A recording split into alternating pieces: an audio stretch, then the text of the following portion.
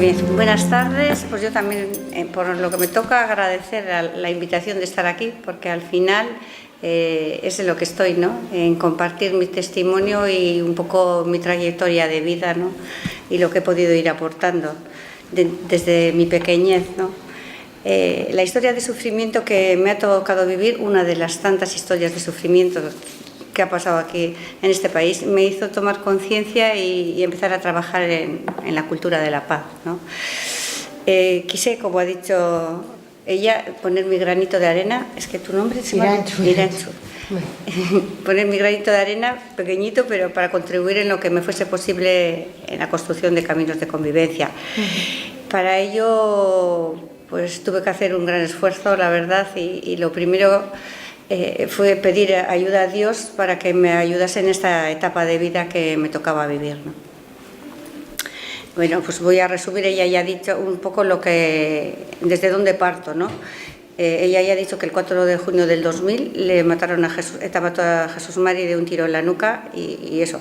Era concejal del Partido Popular en el Ayuntamiento de Durango, llevaba 13 años, en los primeros años pues no pasaba francamente nada importante, pero en los 3 últimos años empezamos a sufrir un acoso muy fuerte. Empezaron los insultos en la calle a su persona y luego él solía ir a las concentraciones de Gesto y allí pues le han tirado piedras, le han insultado, etc. Luego empezaron ya a venir a casa y bueno, pues lo que pueden hacerte sufrir durante 3 años, la verdad que es muy largo, ¿no? Porque nos han venido a casa a empapelarnos el portal. Yo vivo en un tercero, desde el portal hasta la puerta de mi casa, con dianas y tú serás el próximo. Y luego nos han dejado también pancartas abajo en los árboles colgadas con velas encendidas. Bueno, nos han mandado paquetes a casas con mensajero. Los chavalillos del ISTI venían con las pancartas de los presos. Siempre había un motivo para llegar allí abajo de nuestra casa y bueno, y tirar piedras a la ventana y leer algún pasquín o alguna cosa. Entonces, claro, tú te haces fuerte para ir soportando el día a día, pero al final tú vas sintiendo miedo, al final vas sintiendo mucho miedo. Yo recuerdo una vez que estuvieron timbrazos abajo, estaba sola en casa y me asomé por la mirilla y vi que venían con una cámara y un sobre grande y la verdad es que me metí en la última habitación de casa y dejaron allí el sobre hasta que se marcharon. Y al final es eso. 3 años resultan muy largos. Y luego sientes vacío de la gente, ¿no? Porque por miedo o porque no les toca de cerca, pues pasa un poco de ello. Y tú te preguntas, porque no sientes ayuda ni de las instituciones, la policía. Yo ya he llamado más de una vez a la Ertzaintza en aquellos años y o no llegaban tarde, entonces te sientes como totalmente desamparada. Yo sufrí mucho por esa soledad, ¿no? Por viendo que personas con las que has crecido se manifiestan abajo de casa. Personas conocidas dejan de saludarte, dejan de hablarte, vecinos, todavía tengo 2 vecinos que no me hablan. Tampoco sentí cercanía de la iglesia, y yo que he sido iglesia desde la punta del pie hasta la cabeza, no sientes esa cercanía de la iglesia y la verdad es que me sentía totalmente huérfana de esa misericordia humana. Yo sé que la Iglesia durante un tiempo no mostró sensibilidad con las víctimas, o no por lo menos con todas ellas, y eso se dejó sentir. Después sí soy consciente de que hubo un cambio importante.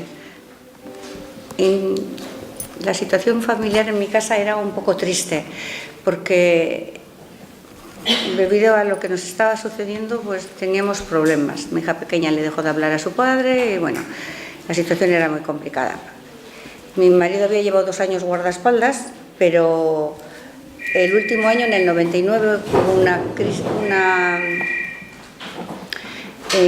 una tregua de ETA. ETA en las treguas no mataba, entonces Jesús Mari dejó los guardaespaldas y después no los quiso retomar. Lo único que el acoso sí que siguió igual. Total, que quizá lo hubiesen matado de todas formas, pero yo creo que así lo tuvieron como muy fácil. La verdad es que estaba amenazado, había salido en una lista de amenazas, pero tú nunca esperas que lleguen a matarle. Después de ocurrir todo aquello, también nos siguieron llamando a casa y bueno. Yo me prometí ser fuerte sobre todo por mis hijas. Este hecho nos unió más a las tres porque tengo dos hijas. Nos unió más a las tres, lo que pasa que cambió nuestras vidas en el sentido de que al no ser una muerte natural, sino brutalmente arrebatada, pues no lo aceptas de la misma manera, aprendes a vivir con ello. Es que el vacío es igual, pero esto lleva otros añadidos. Yo era consciente de que necesitaba ayuda, entonces busqué o sea, si necesitaba un tratamiento, yo estaba dispuesta a tomarlo. Yo lo que quería es salir de aquella situación por ellas, sobre todo por ellas. Entonces tuve la suerte de que en mi casa vino, entre mucha gente que estuvo, que tampoco eres consciente, porque en los primeros momentos todo parece una pesadilla. Cuando te das cuenta de lo que realmente ha sucedido, pues ya pasa un tiempo. Y en mi casa estuvo Isaac, el salesiano, el cuñado de Ortega Lara, y me habló de Lagungo y bueno, de un psicólogo, John Elordu, que está aquí, no iba a decir tu nombre, pero ya que estás aquí. Y bueno, y fuimos, yo sabía que necesitaba ayuda y la verdad que mis hijas también estuvieron en un principio. Lo que pasa que no, sí, hicimos alguna terapia de grupo, pero no tuvieron una continuidad. Entonces, bueno, pues la pequeña, pues la verdad es que enseguida no podía ni ver noticias, ni hablar de ello, ni nada. Entonces ella decidió marcharse, y se fue al extranjero, estuvo año y pico fuera. O sea que ella sí que llevaba 2 años con un tratamiento psiquiátrico debido a lo mal que lo estaba pasando, porque en la calle pues a ella le decían cosas, veía dianas con el nombre de su padre, ponían Pedrosa, tú serás el próximo, normalmente ponían con el apellido, entonces ella pues, francamente estaba mal. Y bueno, pues ella quiso marcharse, yo respeté aquello, pero bueno, el duelo no lo hizo.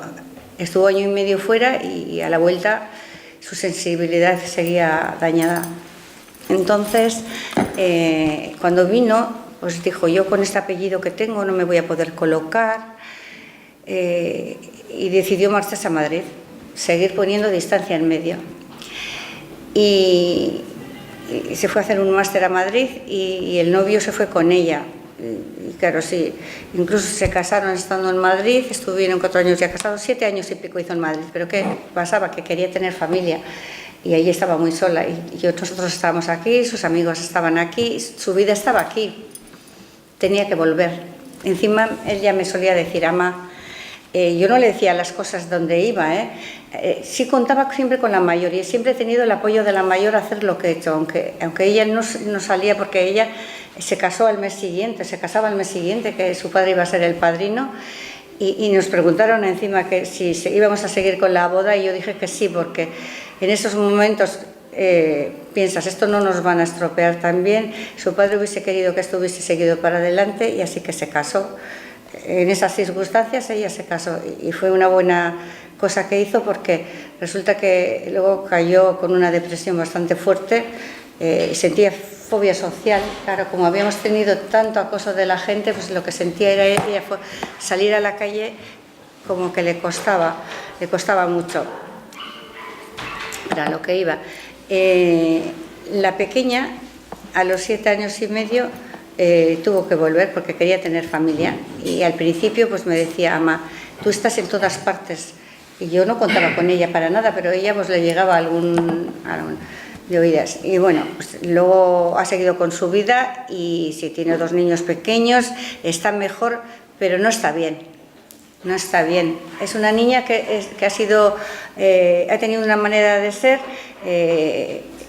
y ahora es sensible. En cualquier problema que no es importante, ella pues le salen las lágrimas, quiero decir que eso es que no está curada del todo, ¿no? Tiene escapes por otras partes. Pero todavía no he podido llegar a hablar con ella de este asunto. Ya va a ser este año, va para 19 años y todavía sigue siendo un tabú en mi casa hablar con ella sobre esto. Sí está contenta de que le han dicho igual en la empresa o que le hemos visto a tu madre, le hemos oído y la labor que está haciendo. Cuando le han dicho alguna cosa de estas, ella está contenta, pero hasta ahí. Ahora no le importa que esté aquí o allí donde sea, ella lo ve bien, pero ha llevado mucho tiempo que ha estado totalmente sin saber qué es lo que pasaba, ni dónde iba ni dónde no iba. Nunca he contado con ella para nada. Cuando fuimos a Glen Creek, que me llamaron a todo esto, yo empecé a salir a la semana esa, no sé ni cómo yo salí en informe semanal, a los 4 días creo que lo de Jesús Mari, pues salí. Yo hablé un poco ya de todo entonces, porque siempre he tenido mis ideas muy claras. Yo hablé de la dispersión ya entonces, y claro, hubo gente que me estuvo escuchando y eso, y luego estuve en ETV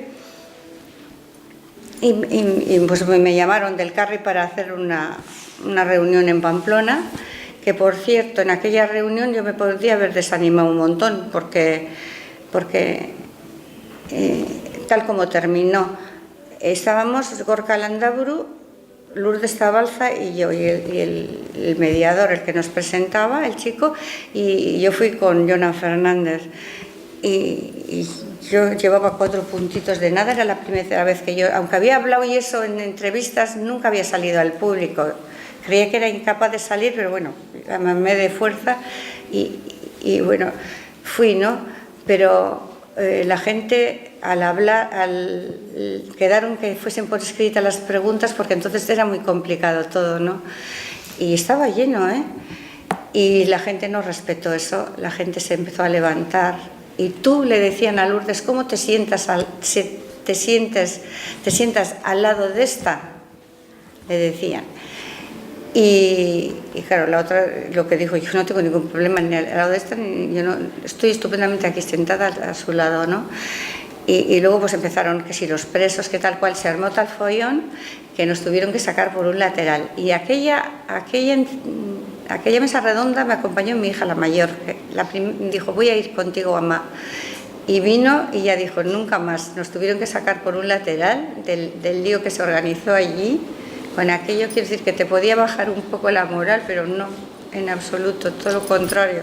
Aquello yo creo que me dio fuerzas para seguir un poco haciendo lo que yo podía, por lo que pudiese hacer.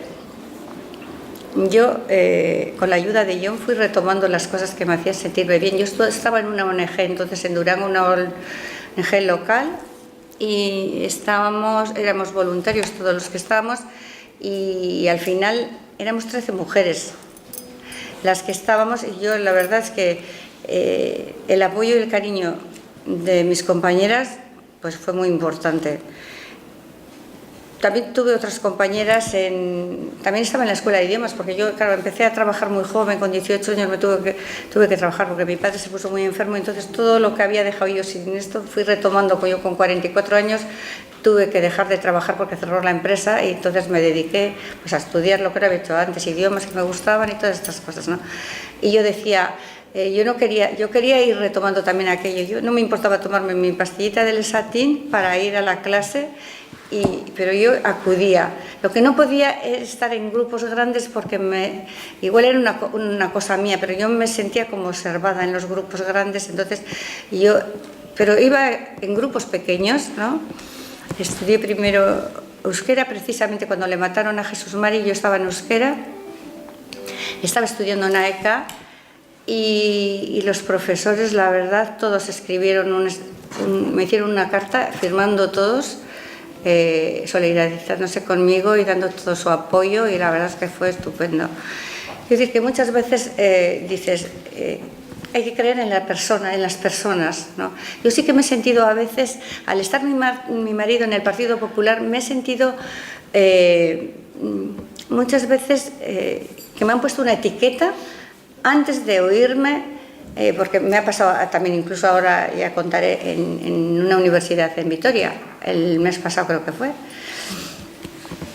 Quiero decir que te han etiquetado y lo que yo he dicho, lo importante que es escuchar a la persona, puedes empatizar con ella o no, pero por lo menos darle la opción de escucharle y luego tú decides qué es lo que tienes que comentar, ¿no?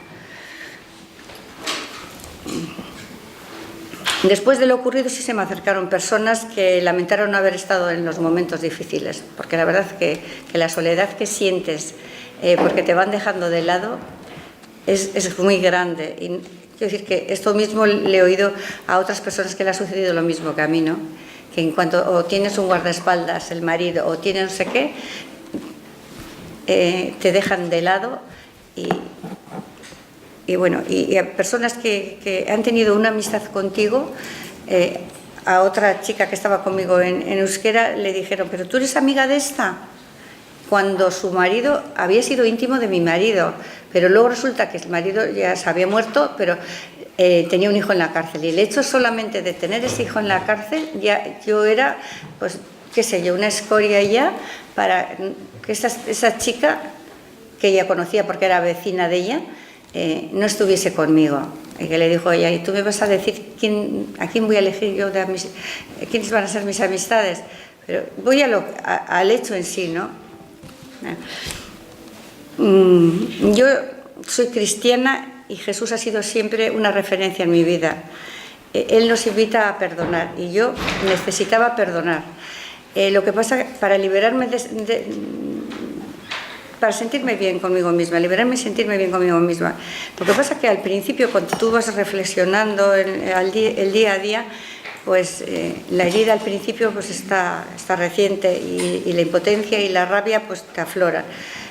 Pero después fui sintiendo esa necesidad de encontrar mi paz interior y creo que el perdonar ni necesitas que te lo pidan, ni es una obligación. Es una cosa muy particular de cada uno, eso según lo sienta, ¿no? A mí el amor de Jesús me ha dado fuerza en los momentos críticos de mi vida y me ha ayudado a salir adelante encauzando mi vida con un compromiso hacia los demás. Cuando me debilito siempre está ahí. Él habla repetidamente pues, de compasión, de perdón, de acogida. Y este compromiso me ha llevado a estar desde el principio, pues donde me lo han pedido, y ha sido en muchos sitios en los que he estado.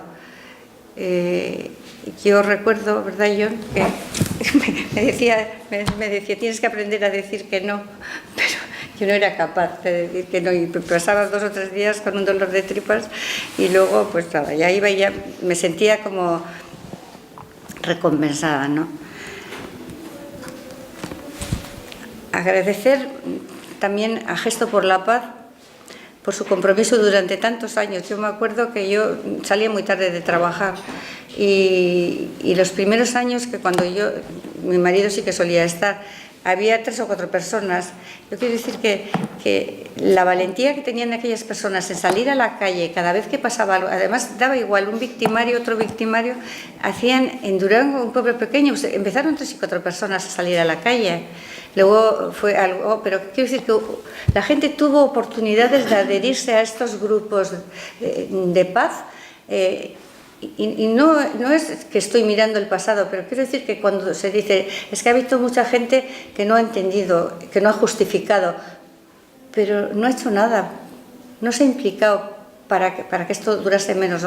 Y quiero decir que esto sí se daba en los pueblos de Durango se daba, que estaban estas pocas personas y nadie estaba allí, o sea, nadie tenía ese coraje de decir, no, yo tengo que estar ahí, ¿no?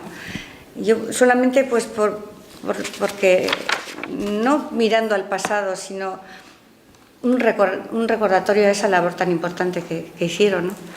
Y luego a mí también sí me visitaron mujeres de Gesto y me han seguido acompañando. Hoy es el día que tengo una amistad importante, sobre todo con una de ellas. Desde siempre la participación de mujeres en los procesos de paz ha sido muy importante.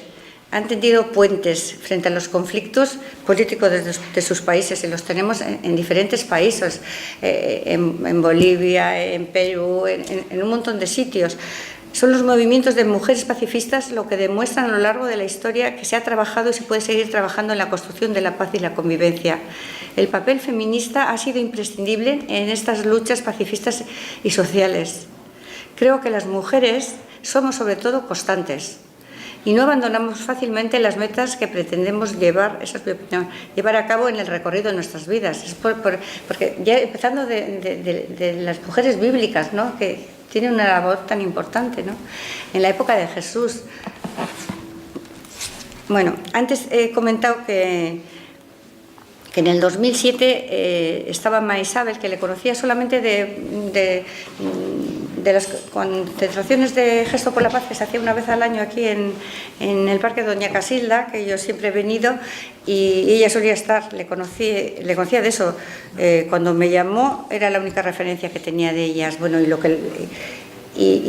que le había pasado, claro, porque a mi marido le mataron en junio y a su marido le mataron en agosto. Es decir, que fue durante el mismo año que se terminó la tregua y que hubo un montón de muertes ese año, Buesa, el escolta, tal y tal.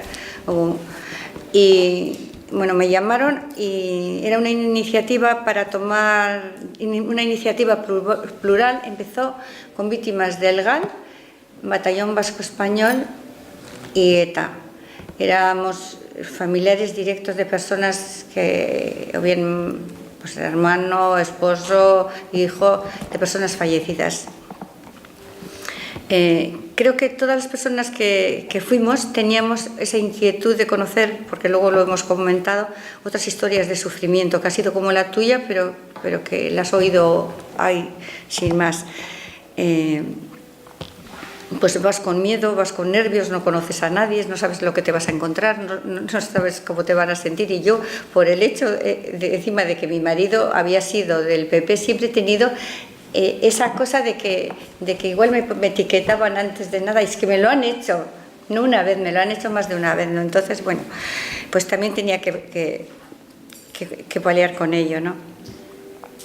Los 2 primeros años estas reuniones se celebraron en Irlanda, porque aquí la situación era muy complicada, y lo que se pretendía es que no se filtrase a los medios para que tuviese una continuidad.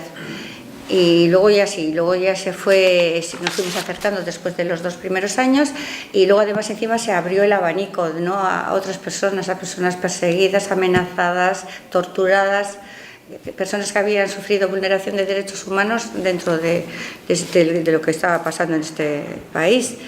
La primera reunión fue dura porque había ideas encontradas, pero que la verdad es que se fueron superando. Según ibas oyendo los testimonios, también ibas sintiendo que su dolor era tu dolor, su sufrimiento era el tuyo, ¿no?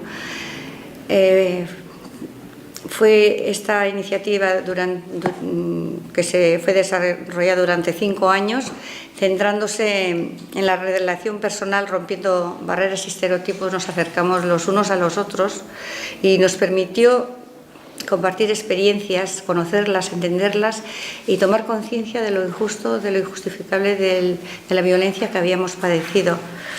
Pasamos del conocimiento mutuo a la empatía y al reconocimiento del otro, y quisimos hacer con nuestra experiencia en común una aportación a favor de la convivencia. Lo presentamos en el 2012, en junio del 2012, en una rueda de prensa, y bueno, se hizo una invitación a la sociedad, a cada uno en particular, a hacer una reflexión autocrítica de su pasado, pidiéndoles implicación para entre todos ir trabajando este camino. Eso era el 2012. Si nosotros lo habíamos hecho, pues se podía hacer, ¿no? Nosotros quedamos en trabajar un poco en nuestro entorno cercano todo eso que habíamos estado trabajando, ¿no? Y luego la labor del equipo dinamizador, ahí está Galo, que fue del equipo dinamizador, que no he hablado, fue muy importante y de mucha ayuda. Después de esto nos presentaron los encuentros restaurativos con presos de Nanclares de Oca, y bueno, a mí me parecía que aquello iba a estar bien y bueno, yo sí, fui de las primeras que me apunté y eso. Se trataba de un proyecto de reinserción de presos de ETA arrepentidos que habían dado pasos hacia el final de la violencia y su renuncia a la banda. Dentro de este grupo hubo unos cuantos que decidieron reunirse con los familiares de sus víctimas directas, ¿no? Para ello hubo un trabajo previo de mediadores y psicólogos. Y bueno, yo no podía reunirme con los victimarios de mi marido porque estos chicos habían muerto. A Jesús Mari le mataron en junio y en agosto explotó un coche en Bolueta y el comando que mató a Jesús Mari iba en ese coche y murieron. Entonces apareció allí, yo no estaba aquí, yo había ido con mis hijas a unos días fuera y leí cómo apareció la pistola que mató a Jesús María en el coche, pero bueno, el saber que su victimario estaba allí lo supe al cabo de un tiempo, ¿no? Entonces no se sabía hasta que eso llevó unos años. Bueno, total que yo al no poder reunirme yo no tenía victimarios, entonces había un preso, Iñaki Recarte, que tenía 3 muertes en su haber, las familias de sus víctimas no quisieron reunirse con él. Entonces yo me reuní con él y bueno, pues al principio pues vas un poco nerviosa y eso, pero yo creo que él estaba más y eso. Parece que te cuesta mirarte un poco a los ojos. Pero cuando le vi le dije, qué joven eres. Tenía 40 años, pero su expresión era como de un chico bastante joven.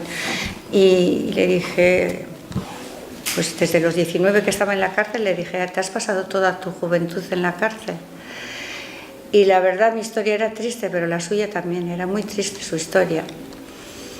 Estaba en el 3er grado entonces, tenía compañera, tenía un niño pequeño, porque entonces iba solo a dormir a la cárcel, vivía en Donosti. Esta chica vino de la zona de Cádiz concretamente. Mientras estuvo preso por allí, pues era una de las chicas que iba sociales que iba a ayudar a los presos y tal, y pues nos enamoraron y bueno, pues eso.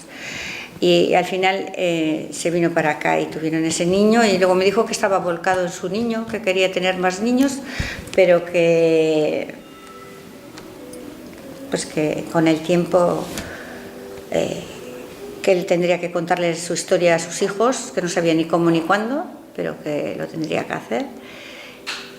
Yo le dije, bueno, pues a mí lo que me queda de esta historia es tu reflexión, tu arrepentimiento y querer reinsertar en sociedad de esta manera.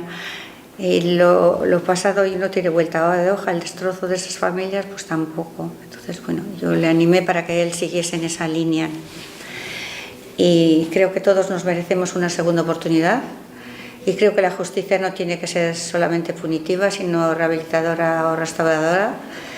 Y la mayoría de estos encuentros, salvo algunas ocasiones puntuales, fueron positivas para ambas partes, porque yo he estado yo estuve con este chico, pero yo he estado con presos de Nanclares, he estado con varios y bueno, pues no tiene nada que ver la reinserción, o sea, el reinsertarse esta gente en sociedad con otro ánimo y con otra acogida.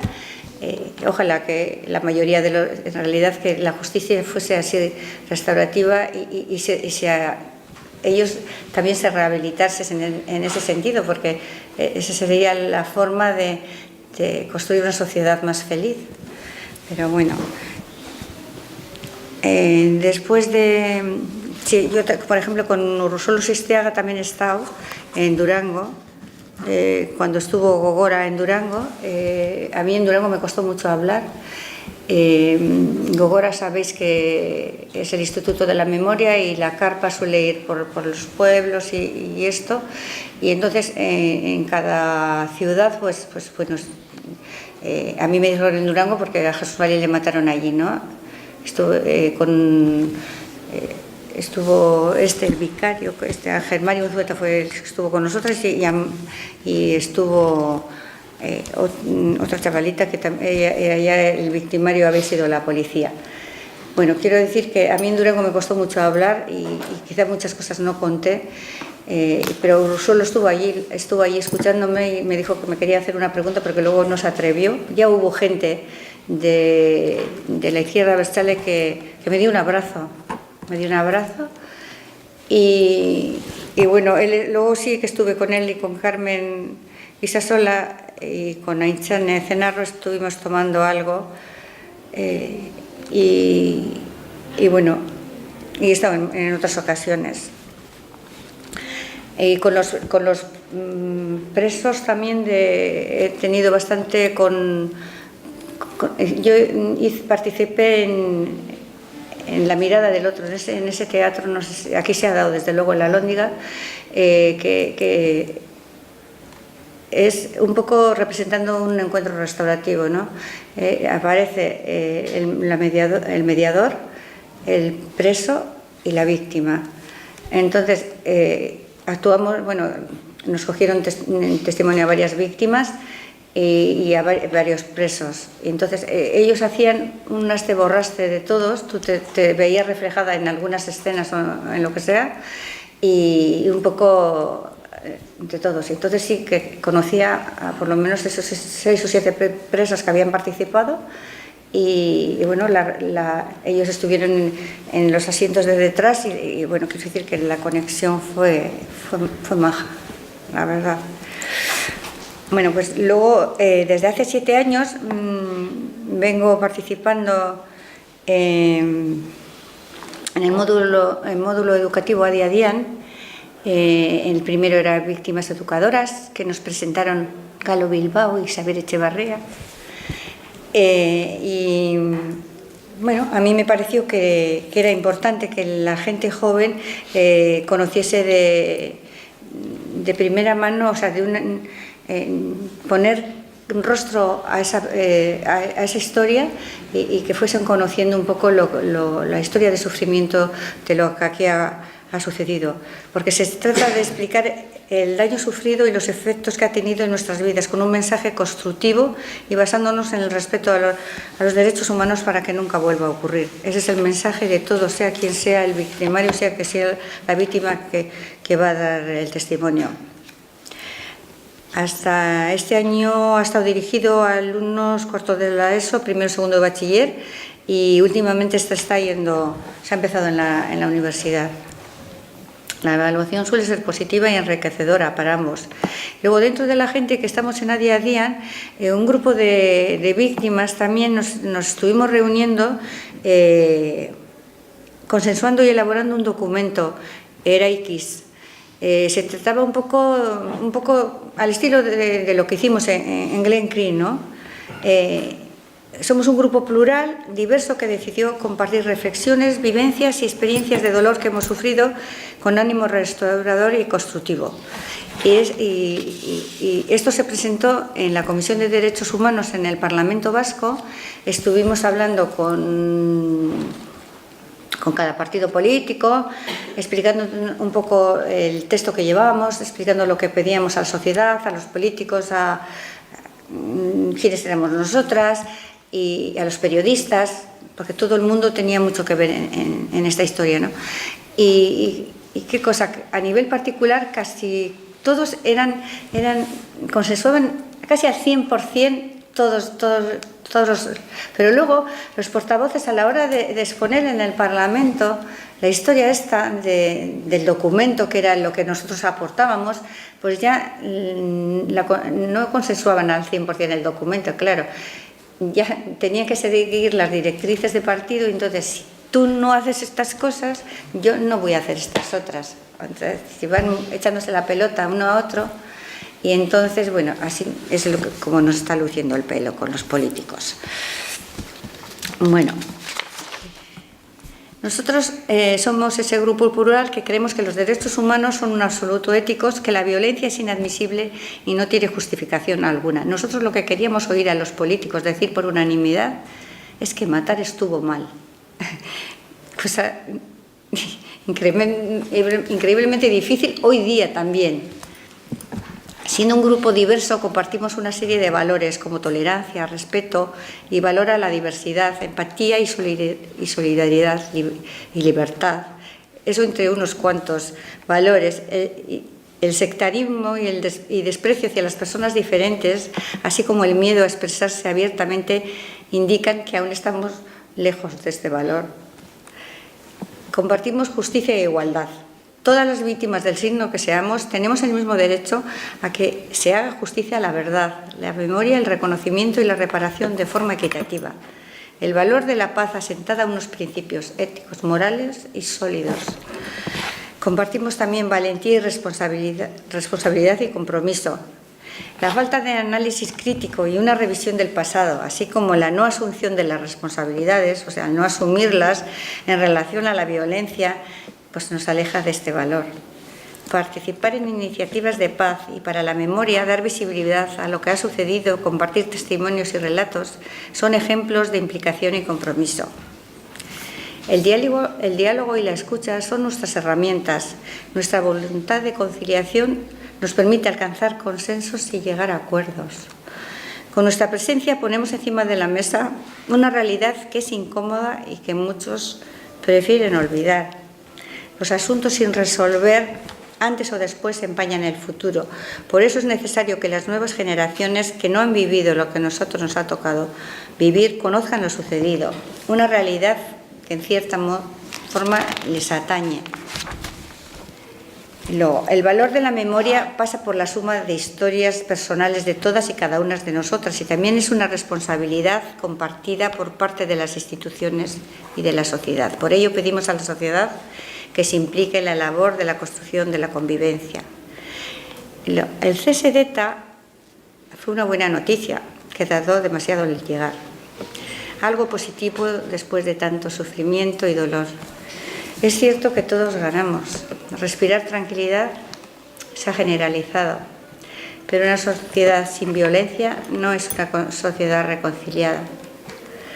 Por ello hay un camino a recorrer, el camino de una convivencia respetuosa y tolerante con un horizonte de reconciliación.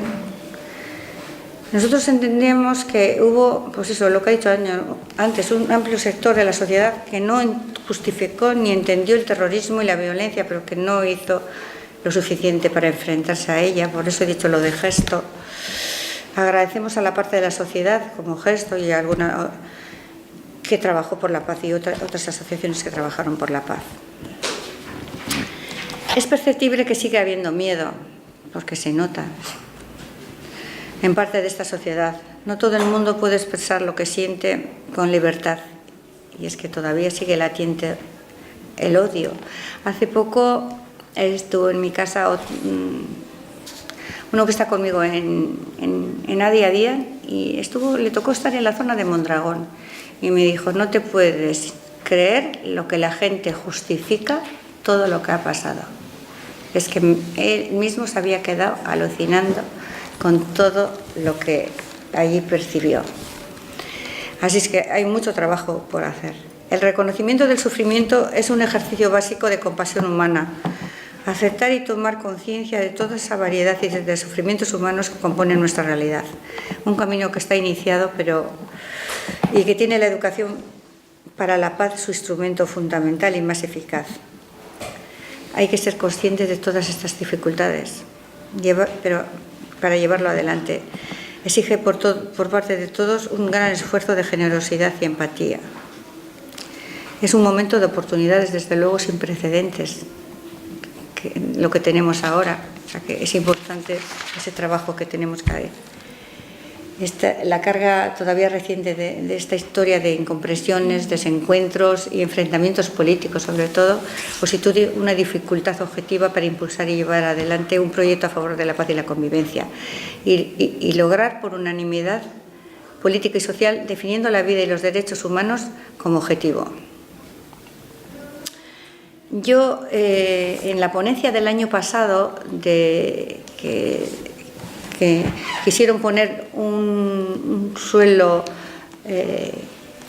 todos los partidos, el Partido Popular no estaba en eso porque no le pareció que ese suelo, que era lo menos que podían poner para estar allí. Lo que yo le dije, yo estuve con Carmelo, pues yo he formado parte de las víctimas que han estado en esa ponencia, ¿no?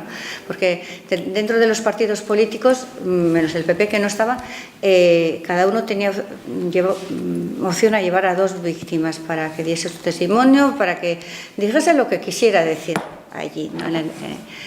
Y a mí me llamó Rafaela, ¿cómo se apellida? Romero, la mujer de Eguiguren. Y bueno, yo fui por el Partido Socialista y bueno, pues el Parlamento consiguió el acuerdo con mayor alcance de pluralidad sobre los mínimos éticos vulnerables sobre los cuales proyectar una convivencia futura. La ponencia ha realizado un trabajo fructífero que ha permitido encauzar parte de las cuestiones pendientes, trabajando desde las diferencias, los puntos de encuentros. Pero sí dicen que esto ha sido posible por la aportación de las víctimas que han atendido a la petición del foro. O sea, que sí les cantamos las 40, cada uno de nosotros, allí a todos. Y luego pues había preguntas, respuestas, reflexiones, un poco de todo había. Dentro de la persona, de la víctima que hablaba, luego había unas reflexiones entre los partidos que estaban con las preguntas que ellos te quisieran hacer, claro. Luego hubo un consenso, dice que hubo un consenso en el nunca más, pero no en el nunca antes. Ese es el problema. La visión global y esfuerzo compartido en el seno de la ponencia se ha materializado en amplios acuerdos referidos a asuntos pendientes para las víctimas, tanto del terrorismo como de otras vulneraciones de derechos humanos, que eso también ha sido importante por esa ley que se ha aprobado en el Parlamento Vasco, precisamente la ley de abusos policiales, ¿no? Esa ley se ha aprobado ya. Atendiendo al espíritu que las víctimas han trasladado a la ponencia y asumiendo como un valor los amplios consensos construidos que mantienen su vigencia, acuerdan proponer un pacto social, un acuerdo transversal sobre la convivencia que profundice en el sentido ético y de rearme moral de la sociedad sobre una idea básica. Ni antes, ni ahora, ni en el futuro vamos a encontrar ninguna razón política que justifique el terrorismo o cualquier otra vulneración de derechos humanos. Pero ahí tenemos a Bildu incapaz de avanzar por este camino, en el camino de la injusticia del daño causado. Todavía no ha llegado a ese punto, no sabemos cuándo. Se sigue trabajando y bueno, yo creo que se están haciendo muchas cosas, ¿no? Nosotros hay cosas que ayudan mucho, ¿no? Por ejemplo, en ETV dieron el silencio, el silencio, ¿cómo era? Las hijas del silencio, que se dieron testimonio, hijas de víctimas, ¿no? Y es importante que la gente joven como esta se implique. Allí estaba yo, la verdad que estuve muy emocionada, pues porque ojalá mis hijas pudiesen llegar a sacar todo eso que tienen dentro, porque se iban a sentir mucho mejor. El compartirlo ayuda. Y yo vi allí la hija de Zamarreño también, que dijo que después de 10 años, a ella le había costado 10 años el ir al sitio donde habían matado a su padre. Y era la segunda vez que iba cuando apareció lo de la televisión. Había ido un poco antes, pues hasta los 10 años no había... Y es porque no había hecho el duelo. El duelo lo había hecho, pues al cabo de igual de 7, 8 años le había hecho el duelo. Y una vez de hacer el duelo, ella se sintió con más fuerza para poder acercarse al sitio donde habían matado a su padre. Por eso te digo, todas esas cosas ayudan, el que retomen los hijos estos testimonios. Por ejemplo, la hija de Maisabel, que ya ha acudido a varios sitios pues estupendo. Yo he estado, por ejemplo, con el Foro Social, que también está haciendo un trabajo importante. Conmigo han tenido varios encuentros. y estuve, me llamaron para estar aquí, estaba la hija de Ernest Lluch y estaba también, no me acuerdo del nombre, Muguruza era esto, la hija. Y bueno, la verdad es que el ver que la gente joven está sacando esto, y yo creo que al oír esas historias tú te empatizas con la persona, es la única forma de empatizar. Y lo que iba a decir de lo que me pasó en Vitoria era que yo estuve hablando y después de terminar ya pues, todo, las preguntas y todo eso, ya bueno, cada uno preguntó, hubo algunas preguntas un poco duras, porque desde la justificación en un principio, bueno, ya hicimos un análisis un poco de toda la historia, y el chico luego vino a darme un abrazo, este chico.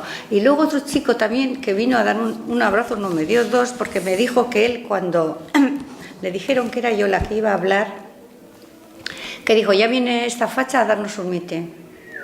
Eso es lo que él pensó de mí. Y le dije, ¿ves?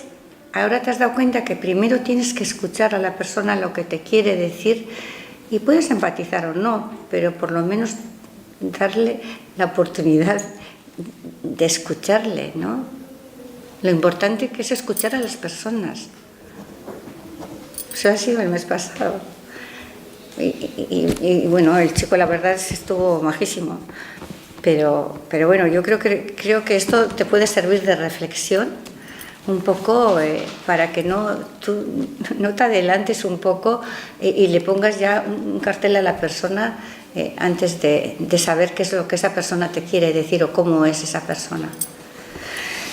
Y bueno, para una gran parte de la sociedad, como he dicho antes, las víctimas resultamos incómodas. Pero es que a mí ya me lo han dicho, y me lo han dicho en varias ocasiones. Y me han dicho, pero si ya ETA no está, ¿qué es lo que queréis ahora?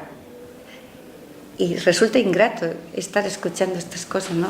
Somos familias que en realidad que nos han destrozado la vida, y lo que pedimos es un relato con la verdad de lo sucedido, es que no pedimos más cosas. Es que hablando, tú ves que hemos sido generosas, y no me quiero poner esto, pero quiero decir que en general nunca ha habido una revancha que yo sepa de una víctima. Es todo lo contrario. Yo cuando veía que pasaba algo de esto, yo oía, a mí me ha pasado, pero que no vuelva a pasar.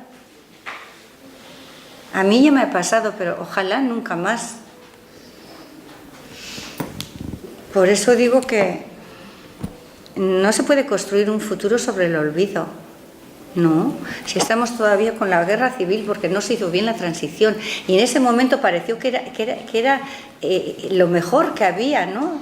En ese momento, pero no, pues no se hizo bien. Bueno, pues ahora se está componiendo las cosas, pues no lleguemos a hacerlo de esa manera, vamos a hacer las cosas bien, ¿no? También me llegó a decir otra persona, a tu marido le han matado por estar ahí. Y le dije, Esther, ¿por estar ahí dónde? ¿Por pensar diferente? ¿Por qué? Su contestación fue que en el otro lado había habido mucho sufrimiento y dolor. Y le dijo, ¿y eso justifica que a mi marido le maten? Pues no. Hace poco, fíjate, oí en la radio, le oí a Arbeo, era uno de HB que estuvo en el ayuntamiento con mi marido, coincidió en 2 legislaturas igual, y le oí decir que nunca había hablado de aquello, pero que tenía una relación excelente con Jesús Mari, y que para él aquello fue como si personalmente un fracaso personal lo que le había pasado. Yo es que lloré y todo, y dije, joder, pues podías habérmelo dicho antes, ¿no? Pues por lo menos yo ya sabía que Jesús Mari tenía mucha amistad con él, porque yo recuerdo que le solía dar fichas al niño para montarse en las barracas y cosas esas que comentaba en casa y eso, ¿no? Y están algunas fotos así de que tienen alguna comida y están así con el brazo encima y eso, pero hasta ahí. Pero oírle hoy día que él no había nunca hablado de eso y decirlo, pues la verdad me emocionó un montón. Y igual había otro, sí, me llamó otro también que era de HB, y me dijo, pero esto ya me dijo otra cosa diferente, me dijo, es que ETA se ha confundido con tu marido. Y le dije, a ver, y entonces si matan a otra persona, ¿te hubiese parecido bien? Porque claro, se ha confundido con mi marido, pero con otro no, porque esto no me vale a mí. Y cosas de estas, pues muchas. Pues no sé si tengo más cosas, sí, seguramente se me han quedado muchas en el tintero. También estuvo, o sea, importante también pues los foros sociales, ¿no? De qué se puede hacer, ¿no? Me hacía una pregunta que me hacía en esto. Desde la comunidad cristiana, ¿qué se puede hacer? Pues yo creo que la comunidad cristiana, desde el mensaje de Jesús, un amor sin condiciones, precisamente es la que más puede aportar en las actividades que se organizan, no porque tienen que hacer algo especial, pero sí implicarse en cosas que se hagan y se estén haciendo, porque igual vas a celebrar una actividad o lo que sea, y resulta que la gente pasa de esa actividad, pero esa no es la manera de ir ayudando, ¿no? Yo pienso que desde ahí, desde madres que lo que tienen, lo que hace una madre es la transmisión de valores, desde ahí, desde la transmisión de valores, desde esa conciencia, ¿no? Desde ese amor que puedes tener, precisamente por tener el mensaje de Jesús ahí, ¿no? Yo creo que desde ahí, sin hacer nada importante, ¿no? Sino esa implicación en colaborar en las situaciones que vayan aconteciendo, y que las hay. Por ejemplo, fue importante también, por ejemplo, cada uno puede aportar en la medida de sus posibilidades, eso está claro, pero sí que te tienes que implicar. Hace poco también fue muy importante el 50 aniversario de monasterio. La primera víctima civil aquí de Bilbao, que en su tiempo, claro, yo, por ejemplo, me vi protegida de las instituciones ya en el 2000, pero los primeros que mataban es que estaban desprotegidos del todo. Yo no tuve el apoyo de la sociedad, me vi desprotegida de la sociedad, sí de las instituciones, pero estos es que estaban desprotegidos de todo. La sociedad y las instituciones, fue un sufrimiento doble ese, el quedarte con el cielo y la tierra y que nadie te ayudase. Víctimas que ni siquiera recibían un responso. Muchos guardias civiles no recibieron responso y estaban dentro de los cuarteles, ni siquiera la Iglesia se implicaba en ello. Quiero decir que ha habido muchas situaciones terriblemente dolorosas y con mucho sufrimiento. Y bueno, pues yo creo por ejemplo, a Gogora, que va por todos los pueblos, está el Instituto de la Memoria, que siempre abierto para ir viendo pues, las historias de lo que quieras. Está desde testimonios de la guerra, o sea, todo lo que ha sucedido aquí en todas estas décadas, 60 décadas o lo que fuese, o sea, en 60 años, no esas décadas, está allí, ¿no? Está allí en el Instituto de la Memoria. Incluso cada persona puede él mismo a dar su testimonio, lo que quiera.